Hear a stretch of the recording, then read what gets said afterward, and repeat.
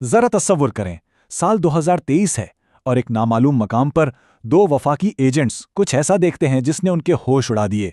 एक बहुत बड़ा नारंगी रंग का चमकता हुआ गोला जो सेकंडों में गायब होने से पहले छोटे सुर्ख रंग के जहाज़ों को लॉन्च करता दिखाई देता है। अब ये किसी साइंस फिक्शन फिल्म का सीन नहीं है, बल्कि एक बाकायदी रिपोर्ट किया गया वाकया है। तो चलिए, आज के इस तफसीली जायजे में हम बराह रास्त इस मुअम्मे में गोता लगाते हैं और देखते हैं कि अनक्लासिफाइड फाइलों के पीछे असल सच क्या है। और ये कोई कल की बात नहीं है। 79 साल, जी हां, पूरे 79 सालों तक अमरीकी हुकूमत ने नामालूम गैर मामूली मुजाहिर, जिन्हें हम आम तौर पर UFO कहते हैं, उनके हवाले से एक गहरी खामोशी और साए में काम किया है। तकरीबन 9 दहाइयों का ये वो तवील अरसा है जिसमें सवालात तो बेशुमार उठे, लेकिन जवाबात हमेशा राजों की दबीज तहों में ही छुपे रहे। लेकिन फिर 8 मई 2026 को एक जबरदस्त धमाका खेज इंकिशाफ हुआ। एक बड़े पैमाने पर होने वाले लीक ने अमरीकी महकमा जंग की 162 इंतहाई खुफिया फाइलों को अचानक मंजर आम पर ला खड़ा किया। और इन फाइलों में सिर्फ कागजात नहीं थे, इनमें FBI की दस्तावेजात, पेंटागन की रिपोर्ट्स और 28 ऐसी वीडियोस शामिल थीं जो इससे पहले किसी ने कभी नहीं देखी थीं। यानी दहाइयों का छिपा हुआ सच अब सबके सामने था। अब जरा इन 2023 और 2025 के वाकयात की तफसीलात पर गौर करें। ये वाकई दिमाग घुमा देने वाली बातें हैं। हम महज आसमान में चमकते नुक्तों की बात नहीं कर रहे। इंतहाई तरबियत याफ्ता इंटेलिजेंस एहलकारों ने रिपोर्ट किया कि एक अजीमुल जुस्सा नारंगी गोले ने छोटे सुर्ख स्काउट जहाज लॉन्च किए, और जब हेलीकॉप्टरों ने उन्हें ट्रैक करने की कोशिश की तो वो पलक झपकते ही 20 मील दूर निकल गए।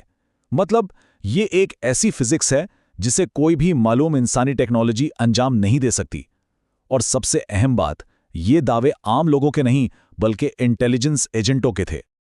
और ये मत सोचें कि ये रुझान सिर्फ जमीन तक ही महदूद है। 1965 में जेमिनी स्पेस फ्लाइट के दौरान खलाबाज फ्रैंक बोरमैन का एक मशहूर रेडियो पैगाम है, बूगी 8-10 o'clock हाई। अब दिलचस्प बात यह है कि बूगी फौज में इस्तेमाल होने वाली एक आम इस्तिलाह है जो किसी नामालूम दुश्मन के तैयारे के लिए बोली जाती है। अब जाहिर है खला में तो कोई तैयारा नहीं हो सकता ना, तो इस फौजी इस्तिलाह का वहाँ इस्तेमाल बताता है कि ये पुरअसरार चीज़ें ज़मीन के माहौल से बाहर भी मौजूद रही हैं। तो चलिए अपने जायजे के पहले बाकायदा हिस्से की तरफ बढ़ते हैं। अजीम इंकिशाफ, 162 क्लासिफाइड फाइलों में आखिर क्या छुपा था?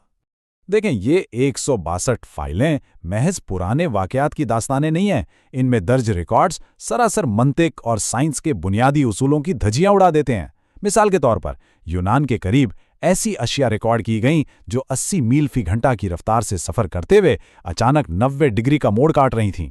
अब जर्शिया या इनर्शिया के बुनियादी कानून के तहत किसी भी मालूम क्राफ्ट के लिए ऐसा करना नामुमकिन है।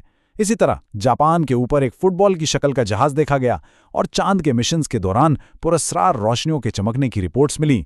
ये सब वाकई बहुत हैरत अंगेज हैं। अब इन तमाम नाकाबिल यकीन हरकत और वाकयात को जानने के बाद हमारे और आपके जहन में फौरन एक ही सवाल आता है ना?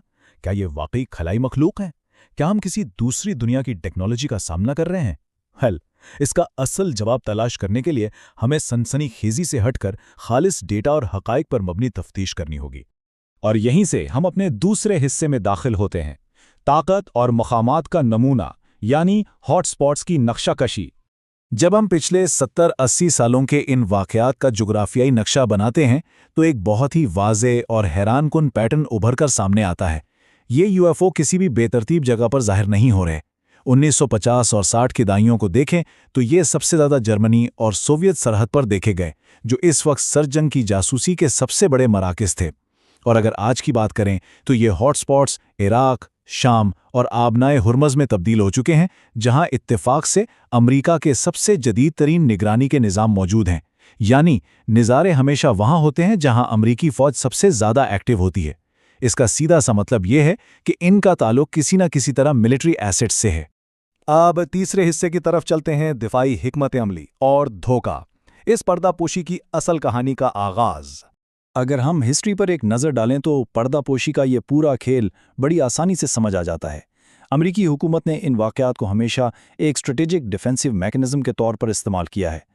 1947 के बदनाम ज़माना रोज़वेल क्रैश को ही ले लें, जिसने रातों रात उड़न तश्तरियों का एक आलमी जुनून पैदा कर दिया। फिर 1952 में अवाम को खामोश कराने के लिए प्रोजेक्ट ब्लू बुक शुरू किया गया। सालों बाद 1994 में اچانک سچائی سامنے آتی ہے کہ روزویل والا واقعہ دراصل پروجیکٹ موگل تھا، اور اب حال ہی میں 2024 کی ARRO رپورٹ نے کسی بھی ماورائے زمین ٹیکنالوجی کی مکمل تردید کر دی ہے۔ یہ ایک دہائیوں پر محیط ایک لمبا سلسلہ ہے جس میں عوام کی سوچ کو بہت مہارت سے کنٹرول کیا گیا۔ اب یہ پروجیکٹ موگل آخر تھا کیا؟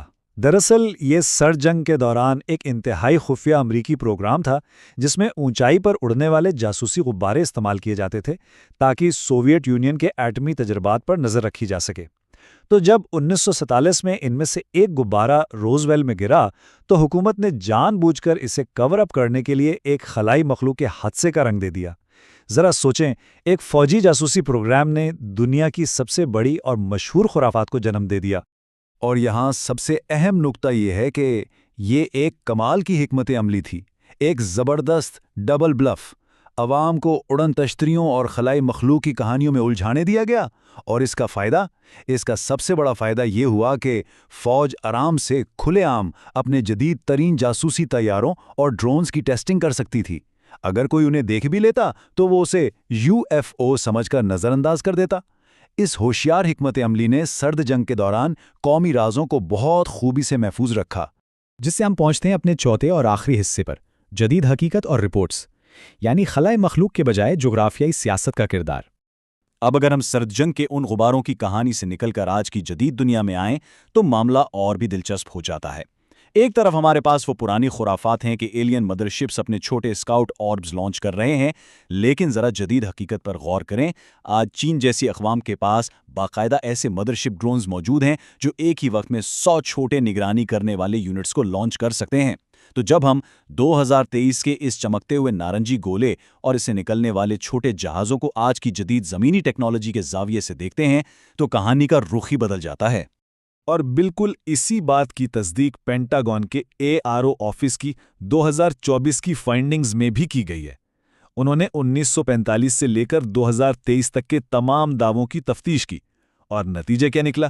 انہیں خلائی مخلوق کی ٹیکنالوجی کا کوئی قابل تصدیق ثبوت نہیں ملا، کوئی ریورس انجینئرڈ ایلین کرافٹ نہیں ملا۔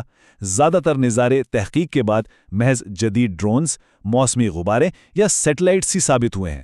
اور دیکھیں، ہم یہاں کسی سائٹ کی حمایت نہیں کر رہے ہیں، بس حاصل شدہ سرکاری حقائق آپ کے سامنے رکھ رہے ہیں تاکہ تصویر پوری طرح واضح ہو سکے۔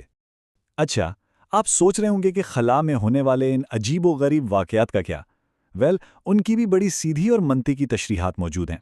یہاں تک کہ نیل آرمسٹرانگ جیسے عظیم خلا بازوں نے بھی یہی مشورہ دیا تھا کہ چاند کے مشنز پر جو روشنی کی چمک نظر آئی تھی وہ ممکنہ طور پر کھڑکیوں کے پردوں سے رسنے والی سورج کی روشنی تھی یا پھر قدرتی ایٹمی ذرات کا کمال تھا۔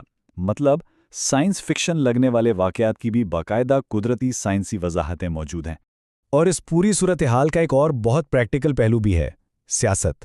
جب حکومتیں اچانک بغیر کسی خاص سیاق و سباق کے ہزاروں UFO فائلیں عوام کے سامنے پھینک دیتی ہیں تو یہ ایک سیاسی سموک سکرین کا کام بھی کر سکتا ہے۔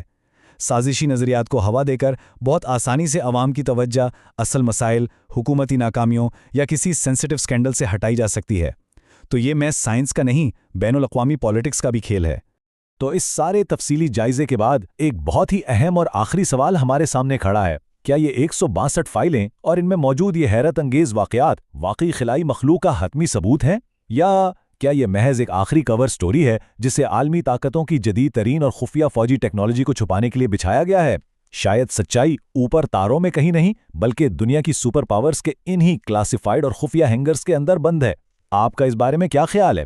یہ ایک ایسا موضوع ہے جو یقیناً ہمیں مزید جاننے اور سوچنے پر مجبور کرتا رہے گا۔